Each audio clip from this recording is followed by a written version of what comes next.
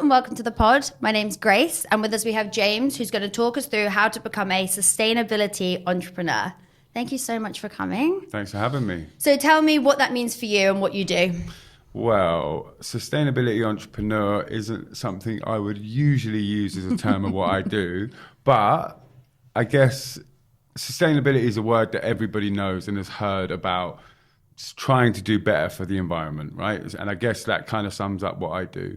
I am one of the founders of a waste design studio called Are You Mad? And we work with businesses, brands, local authorities, schools, community groups to basically promote the use of waste rather than using virgin materials, reusing what we already have. And that could be in plastic recycling. For example, in 2022, we opened up a pop-up shop on Carnaby Street where we employed people between 18 and 25 to collect single-use plastic from all of the local retailers, bring it back to the store, clean it, separate it by type and color, shred it using a very small shredding machine inside the store.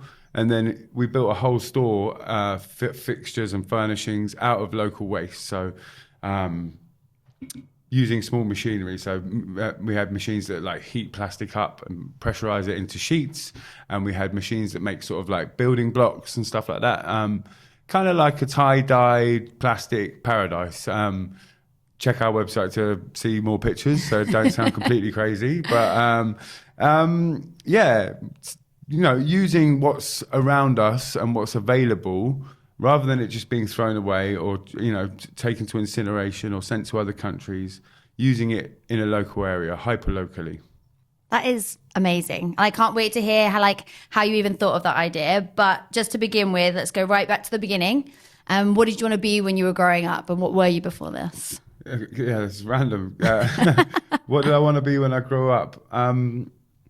Not really sure. I think that I've got like at one point I wanted to be an art dealer or antiques dealer. That's cool. I kind of always had this kind of like wheeler dealery sort of thing. My dad was a saddler, made saddles for horses, and I do have like memories of driving around in the car with him when he would like go and do like fitting saddles for horses. So he'd have to go with a expensive saddle to stables. He'd go there and he'd like flock it and make it fit the horse and stuff. And I remember driving around with him and him having like a glove box full of checks, because like in the 90s, you know, people gave checks, didn't have cash and weren't doing bank transfers and stuff like that. And I like calculated it. I was like, he's earning some money. I was like, we're going toy shop, Dad. So I saw that hustle, or that kind of creative like workmanship hustle when I was younger. And I guess that inspired me. And my mum was like a super hard worker. She had an office job and just was like a grafter. So they super inspired me. And I wasn't like super tuned in at school. I got expelled from a school and then I went to another school, and I kind of had some really good teachers, and I actually managed to get some GCSEs. But when it came to like secondary education or like further education, there wasn't really something that sort of like held me down, or my attention wasn't like kept. And, you know, through my family circumstances, I ended up moving out of my family home at 16 and living with my brother for a little while. And I at the time there was like employment agencies. So you'd go to a little office on a high street and say, hey, I'm available to work. Got some work for me? And one day I was like doing silver service at a wedding or like at an event or something, like, you know, and the next day I'm like cleaning the floor in Royal Mail, and I had a scooter, like a moped at the time, and I remember I lost the key to my moped, and I got a phone. I phoned up the employment agency. I said, look, I can't go back to Royal Mail, even though I actually quite enjoyed mopping the floor, for some random. But have you got any other work for me that's like close that I don't have to drive to or ride to? And they said, yeah, we have actually. We've got a job, and we actually think it's quite suited for you. And the job was working at a warehouse of like a skateboard clothing brand. And I walked in there as a 16-year-old, and all of my interests of like what I was into at the time, like music, art, fashion, like the skate brand was like working in that world. So I started working there, packing boxes, container loads of crap from China, getting sent over, it was all quite cool crap, so I could get it cheap at the time, and it was It's a nice perk. it was a nice perk, but there was a lot of it. Fast fashion, like streetwear business, was sort of like getting big. I think from then, which is like probably 2002 to now, it's actually increased 400%. So the amount of clothing that we're making and sending to the UK from the Far East or wherever has increased 400%. So That's wild. I think somebody said it was like a £60 million business in like the early 2000s, and now it's like a 32 billion. So I don't know what it is, but it's anyway. My word. Huge increase of That is. So I've seen that whole thing happen, basically, that sort of streetwear fashion business go from small independent brands like Stussy and Supreme being like, having their own stores in New York and stuff, to being like globally, everyone on the streets wearing them. And I've worked in that business for 20 years. And just kind of going back a little bit, I guess, like, I didn't just work in the warehouse all that time. Yeah. What were the next steps? So I started answering the phone and making relationships with people that the retailers that the brand was selling to. Was interested in what music was playing in the cities and who was skateboarding in their town and what culture was going on in that city. So, if it was a shop in Leeds, it was like, what's the nightlife like? And there was like a club called Subdub, and there was like a reggae crew, and what's going on there? Edinburgh, Manchester, all the sort of small, the sort of cities around. You'd find out what's going on and what's cool, and then you go and visit them, and you'd make friends in all these different places. That happened in my late teens and early 20s, and then obviously came to be like 23, and I was like, I had my first child, which was quite young, but Rufus was born. And I said to the people who I'd been working with since I was 16, I was like, I'm having a son. I kind of need to earn some proper money. Are you guys going to do that for me? Yeah. And they kind of didn't really know how to. I don't think they really knew what to do with me because I was having a kid, and they couldn't exploit me probably.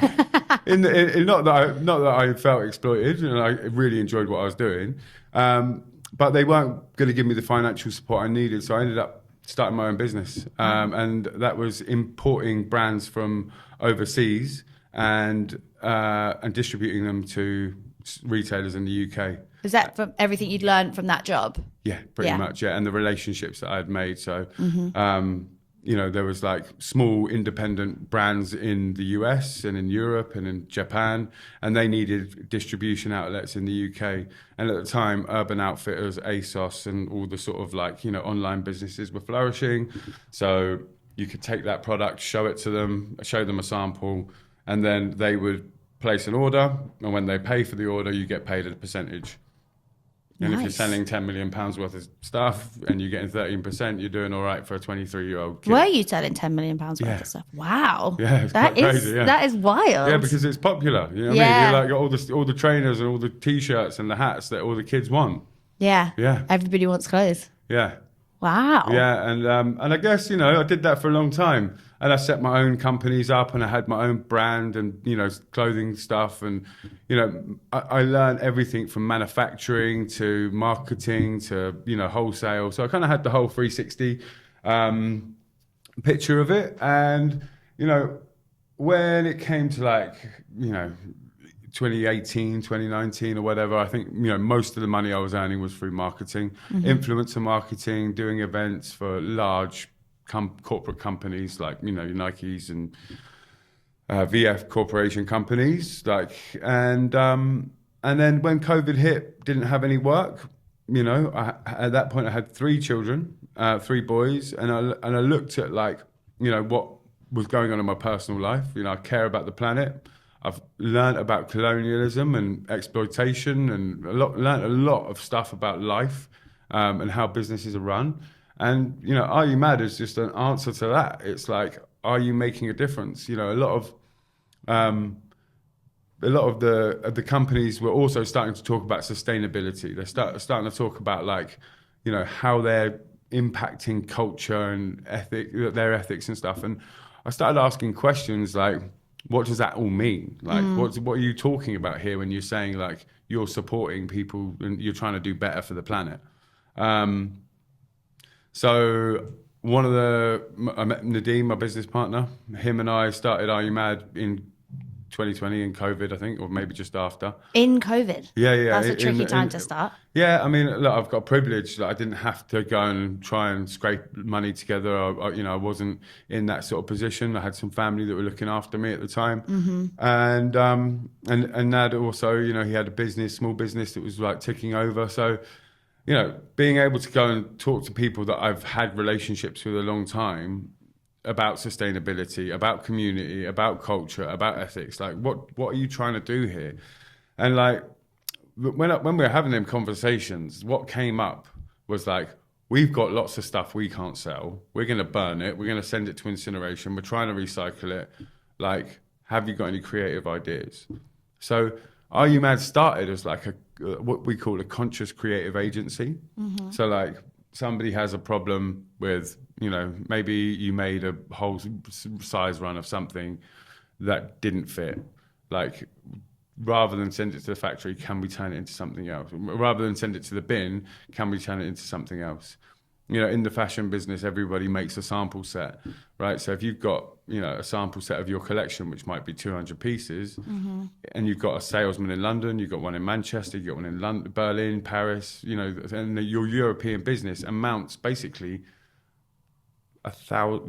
20,000 garments in a sample run. That's just to sell your collection. That's not even what's going to the consumer. That's so insane. And these collections, you might have a sample sale. You might sell some to like friends and families of the brands, but there's always loads of it left over. Yeah. So. And they're not doing anything with it. Well, I mean, there's not a lot you can do with it. Like, right. It's like, you can only give so much away, and you can only, so a lot of people burn their stuff and a lot of people try and recycle it. And there's a lot of textile recycling that's going on. Some places more than others. A lot of the good stuff is happening in Bangladesh and India. However, you've got to send it there, and you've got to get it there, and there's tax issues and there's all sorts of stuff. Lots of problems, but so our solutions and our idea is like, creativity is the key solution to sustainable change. Right, that's what my business was founded on, and one of our first projects was taking almost a warehouse full of samples, which were hats and T-shirts and things that I'd worked with my whole career, and we turned 1 ton of samples into 250 acoustic sound panels. We're in a podcast room right now. You've got acoustic sound panels on the wall. We made these acoustic sound panels that are basically sit off the wall, create better sound, similar to these things, but they were kind of made. Anyway, we made them out of fabric, so we separated all the plastic and the hats and the polyester and the cotton, and we had young creatives come in with knives and take off the peaks of caps and straps and we kind of did some like experimentation. We found a supplier that you could like take all your plastic waste to, and they'd make like a sheet material, like this tabletop, made out of plastic waste. And you could have some contamination, so you could have a little bit of the hat still on the plastic.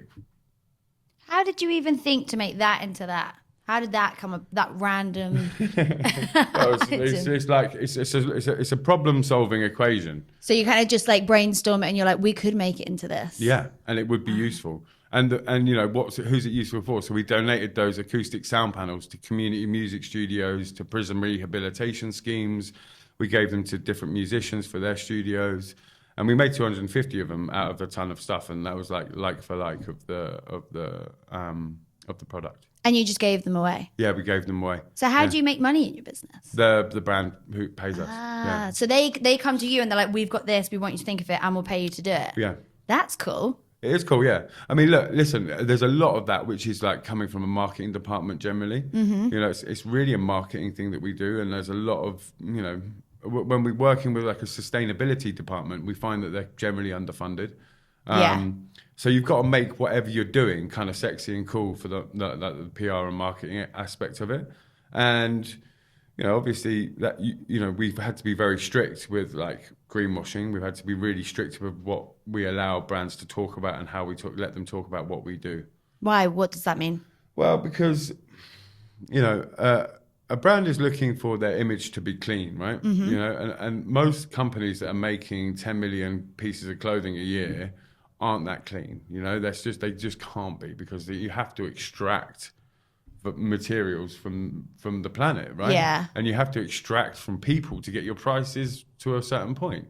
Yeah. Yeah, I mean, fair trade in fashion, I just can't see it ever happening in my, you know. Is it not possible? I mean, it is, but not like when we're talking about high street retailers, you know, it's just not. But it's the vast quantity and the prices that we have on the clothes are just so cheap. So I just don't know how you could make something that cheap. It just blows my mind. Wow. There's a lot to think about. There's a lot to think about. Because I feel like people are mentioning it all the time now, sustainability in fashion. Yeah, I mean, they are. Yeah, I mean, they need to. I mean, the truth is that we just need to sell less. And nobody wants to hear that, do they? Yeah, no, because how are they going to be profitable if they're selling less? Yeah, so that's an interesting thing when we do work with big brands, but creating solutions for them. You know, looking at how, you know, could that project go on? Could we work with, you know, could it be not just acoustic sound panels? Could it be a shop fit? So a lot of what we do is like retail architecture for brands. So we build out their shop fits using their waste. And then we take that and we use it again and again and again. So we work with projects in retail furnishings a lot, and like we work with a high street shoe sneaker retailer, and they have this thing called a shoe riser, which is basically just a square block that they put a new shoe on, and you know, in their shop to display it. It's a display piece.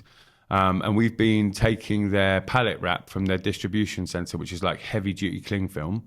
It's a plastic called LDPE, and we've been turning their LDPE from their distribution center into these shoe risers, and they're beautiful. They're like marbled plastic, big, heavy, chunky blocks of plastic, and it looks like marble. And it uses 2.5 kilos of this pallet wrap, which is actually quite a lot. When you feel the block, it's really heavy, and when you look at the pallet wrap, it's like heavy duty cling film, but it weighs nothing. So there's a lot of work that goes in to get it into this block. And the high street retailer have bought 600 of them, which is 1.8 tons of plastic. Oh my gosh. It's actually kind of cool. That's really cool. Yeah. The machine that makes that's just an oven and the people, we actually make them with a partner of ours, and they actually, you just put that plastic in an oven, it kind of melts down to like a blob. And then you kind of have to hand press it and knead it and use a press to sort of get it into a block. So when you come up with an idea, you kind of have to go find who can make it. Yeah. So that's our waste design studio. We've got loads of different partners and people, carpenters, makers, machinists, you know, loads of creative talent and people that can make and think differently outside of the box and want to try stuff. So that's the kind of people you need around you.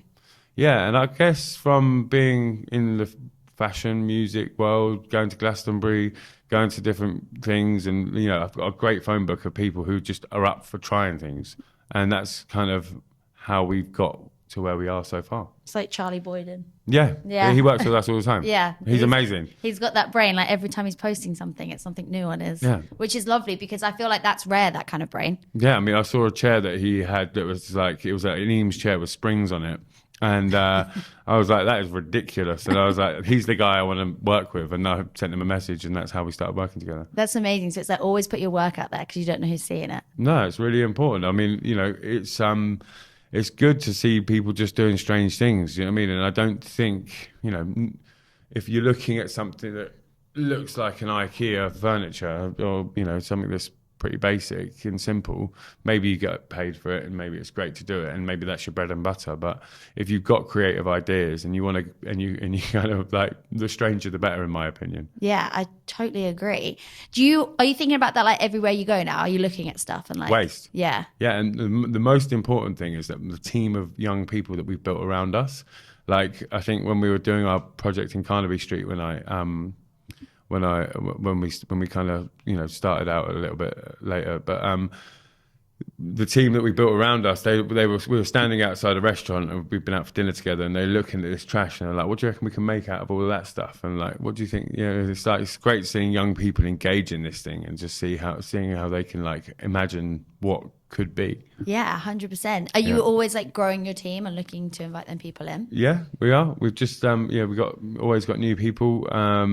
It's kind of an interesting job. It's like we pay the London living wage to people to collect, clean, sort, shred waste materials. It's kind of like, I kind of see like waste management as like a creative role. I don't really see it as like a service job. I guess like, it being a bin man, right, is kind of a crap job. Nobody's like coming out of school going, I want to be a bin man, right? But my opinion is, if we want to sort out the waste crisis, is that like, we need creative entrepreneurs to see the value in what people are throwing away, and start more businesses like ours, like whether it's in metal, whether it's in plastic, whether it's in wood, whatever it is. Because there's so much stuff that's just getting thrown away, and it's because there's no value for it. Yeah. If there was value for it, for example, aluminium, you can get about 1,500 quid for a ton of aluminium. Wow. So that's why when you go to a recycling centre, there's always magnets. They're collecting the aluminium. Not very much aluminium's getting burnt or getting sent to other countries because it's got value. Plastic, on the other hand, has very little value, and a lot of it's getting shipped and burnt and disused. But now you're showing people the value in it. Yeah, and other materials like textiles and all sorts of different things, yeah. When you were just starting up Are You Mad, what was the really hard things? Because like startup businesses, especially in sustainability, must have been, I mean, you're kind of in a brand new niche. Yeah, I've got a privilege, man. I know loads of people. Like, and that's from your previous job? Yeah, that's the only way we could do it. Otherwise without that? No, I mean, Nad came, and Lottie, who joined us later along the line, so there's three of us that kind of run it. Lottie's got we're professional people. We've all had really high paying jobs, and we don't want to, we could easily go and get another job. It's not like we're doing this because we have to, or because, it's because we want to be doing it. Yeah. You know what I mean? It's not like, oh, I don't know what to do. Maybe I like, it's like, actually, no, this is You're like passionate. a passion that we know that we needs to be there. None of it's perfect, but like, we're learning and we're getting somewhere, and we're making sort of noise and getting people into what we do. Like with you being at Coal Drops Yard now, I never get that right. That is crazy. Yeah, we got a pop up there for the whole of July. So how does that come about? Do you find the space? You're like, we want to be somewhere for a month. No, they actually came to us about a year ago and sort of said, so Coal Drops Yard is owned by, or the land there, it's an interesting situation, but it's the King's Cross estate. And they've got like some really big ESG goals, and they're doing some great work. Like when you actually go to Coal Drops Yard, you like see bees and you see like loads of flowers and stuff. Like they've done a lot of work on biodiversity. They've done a lot of work in the community, working with like marginalized groups like queers and disabled and all sorts of different like people.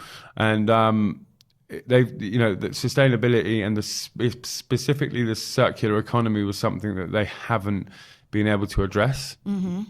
Obviously, they're collecting a lot of waste, like through their bin rooms.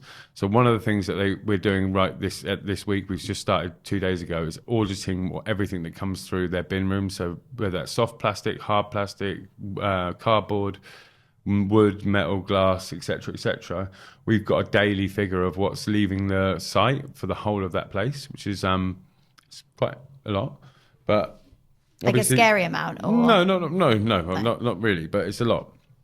You've got big retailers like Uniqlo and COS, and you've got restaurants like Barafina and stuff that are just like really good, and Dishoom, they're like places that are just loaded with people all the time. So obviously they've got suppliers and they've got stuff. But it's not scary. But what the plan is that we agreed to do this waste audit, like where we could see what's coming through, and then like over the next 6 months, we're going to make a plan of like how we could reuse those materials on site. But at the same time, this amazing unit, which is like a triple size unit, came available for the July. So we've taken that over for a pop-up. How fun. Yeah, it's pretty cool. So like creating a space for like creativity in waste. And like we've got a DJ booth, we've got a bar, we've got a huge workshop table where we're like offering schools, community groups and local businesses to come in and do plastic recycling workshops, Plastic Free July, so it kind of works. And then we've also got like other workshops we're doing with like creative talent from London. So They might be upcyclers, or there's like a crew called the Bageshi Club, which are like these girls who are like into nunchucking. So we're doing this thing about like preparing yourself for the revolution or something. I don't know. Like we're doing lots of fun, creative workshops that people can sign up to as well. I love that. Yeah. I saw that you do workshops where people can actually make stuff out of the plastic there and then. Yeah, we do that with like fashion textiles as well. So yeah, that's quite cool. We've got these machines called injection molding machines and shredders we had in our shop in Carnaby Street. And we've always got, but like, you know, you can take like a takeaway box, you know, like that you get from a delivery order, a clear takeaway box. You can put that in the shredder, that turns it into flakes. Then you put those flakes into a machine, and we've collected loads of cool colors, and you can choose your colors, and you put it in, it melts it in around 5 minutes. We don't burn plastic. Obviously, everyone's a bit scared of the fumes and stuff like that. Well, plastic's really dangerous if you like overheat it and you burn it. But if you melt it to like its properties that it should be melted at, like it basically turns to like a toothpaste sort of texture. And then you can plunge that plastic into an aluminium mold.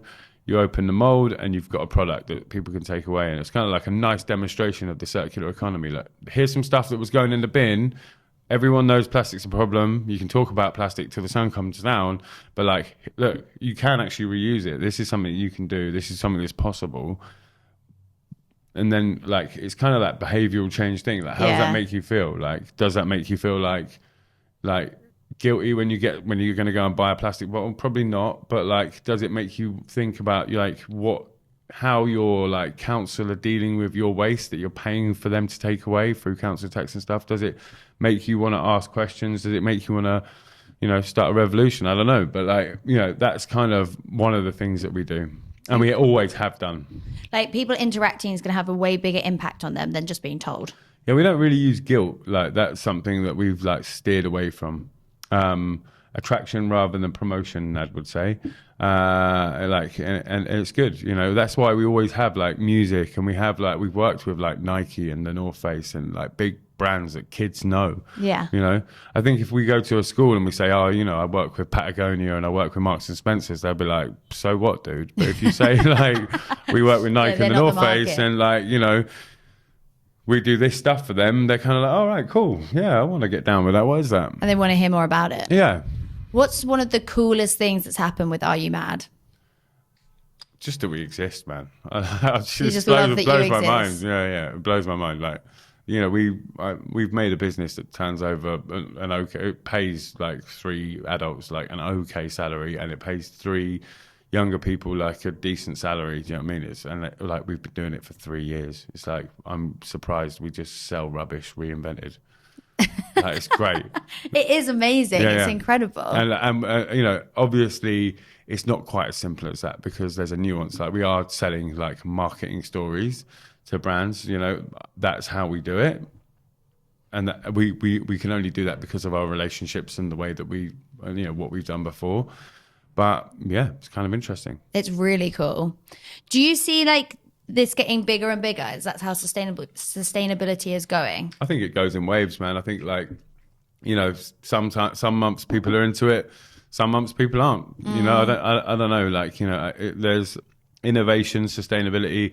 There's like legislation. There's all sorts of stuff that's going on behind the scenes of like lobbying and stuff. You know what I mean? And I'm in. You know what I mean? It's like, it's what we do. I'm just gonna fight it out and hope we can just keep doing it. And like, it's my job.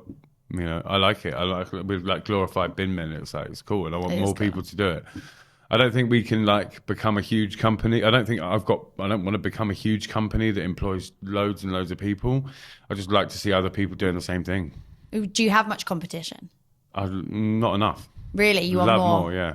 Well, I love more people doing it. Like, there are a lot of like people with small plastic recycling stuff in the UK and all over the world. There's obviously a lot in Southeast Asia, and Indonesia and places, Malaysia and, you know, Thailand and stuff, where the plastic problem's quite bad. But you know, yeah, I'd just like to see more of it, really. That's good to know, because I feel like some people don't want the competition. Yeah, there's none. Like, we've got enough trash. Like, you know. It's never going to go away. Yeah, and I think like the idea of like it being done locally is kind of cool. Like, you know, maybe every high street should just have like, you've got a laundrette, you've got like a corner shop, maybe you should have like a recycling shop where people go and you like trade materials, like, you know, you take. Great idea. Yeah, like it's for me, it's like we're getting sold the wrong shit. You know, you got Tesco's, you got Sainsbury's, you got Aldi, you got Lidl, you got whatever. And like, they're all just giving you all this packaging, you know what I mean? And like, you know, then you've got all these advertising spaces selling you like this fashion lifestyle. You look on your phone and you're like, oh, I want to be like Kim Kardashian, or I want to be like this person or whatever. And it's like, it's overwhelming, isn't Constantly it? consuming stuff. Yeah, constantly consuming stuff. And what happens to it all after you're done with it? You're like, in the bin, okay, we're not worrying about it. Yeah, well, not enough people think about that. The truth is that like most of that stuff is like clothes are ending up on a beach in Africa, probably from a country that, you know, Britain colonized in the past. And, you know, that they can't really, some people there might wear it for a little while if it's like, you know, an easy thing for them to wear and it works for their lifestyle.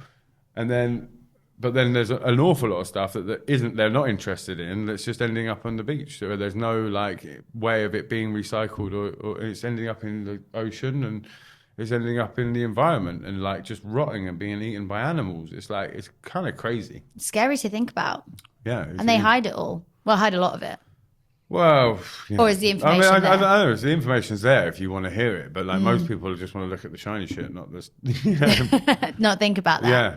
What would you say for a young person that wants to get into sustainability? Just do it. Like, just find a way. Yeah, be yourself, be authentic, like follow who you are, and like, you know, yeah, just kind of phone up some people that are doing stuff. Ask companies like how you can get involved, and just send people emails and ask questions. Get yourself out there. Yeah, get yourself out there. Just like send that DM, like make something weird and send someone a photo of it and say, look, I made this. I was like, I hope that you find it interesting. Go to a music festival and like, you know, meet people who are interested. Go to these groups, go to a workshop, like take part in what's going on. There's so much. There's so many panel talks. There's so many like marches. There's so many like interesting things that people can take part in. Just show up and start making friends. It's great advice. Yeah. And what do you see for Are You Mad? What's the future? Then I'd like to make some products that are like made from waste and sell them. We don't really do that at the moment. Most of what we do is like educational stuff, and it'd be cool to make some furniture. It'd be cool to make some clothes. It'd be cool to make some shoes. It'd be cool to make all sorts of stuff. Have your own brand. Yeah, well, we kind of do, but we don't sell anything. So yeah, that'd be kind of cool. That's like the next step. Yeah, I think so. I don't really know how, what, you know, and obviously I really want it to be kind of authentically made from waste. Yeah. And it's hard. It must take up a lot of room as well. Yeah, it takes a lot, but the factories that you work with, no one wants to take a chance on it. Do you know what I mean? Nah, that's the thing, is like people are like, you know, you've got a system, they know the materials you put in, that are virgin, that are clean, that don't smell, like, you know, they know the smell. But then when you've got something which is like, you know, taken from something old, and it might smell a bit, might not be clean enough, you know what I mean? And they're like, you know, my machines cost £50,000 if I fuck it up by putting this material in. Is it, you know? Is it worth the risk? Is it worth the risk? Yeah. And is it going to slow my production line down? Is it going to, you know, there's 40, 50 people in this factory, 10,000 people in this factory. Is using that material going to jeopardize their jobs and their pay? Do you know what I mean? There's a lot. It's not as simple as you think it is. And you know, there's I guess obviously the big guys, you know, the big companies that make products, it's kind of up to them to shift, you know. Yeah, absolutely. And to innovate and to push their factories into doing it. And I know they do, and I know there's a lot going on, but yeah, we're not looking to be anything huge. We just want to make stuff and just keep innovating. Yeah, I don't even know if we innovate. We're just like making stuff. Yeah, and we're not necessarily, our stuff isn't necessarily like breaking the mold and brand new, but just maybe the way that we put it to people is different. The way you pitch it, it's so much more marketing went into it than I thought. Yeah, but you are like an agency. That's it. It's as simple as that. Yeah, we're just an agency for waste.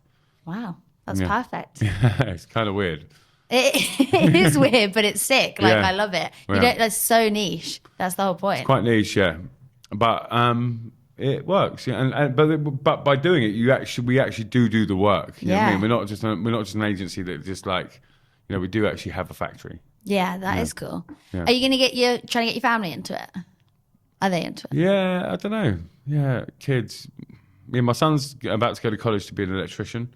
Hopefully, he's worked with me and works with me. He's probably going to work with me through this pop up. That's as fun. He's just done his GCSEs. My middle son is making music, so he's made some music for the content on our social media and stuff.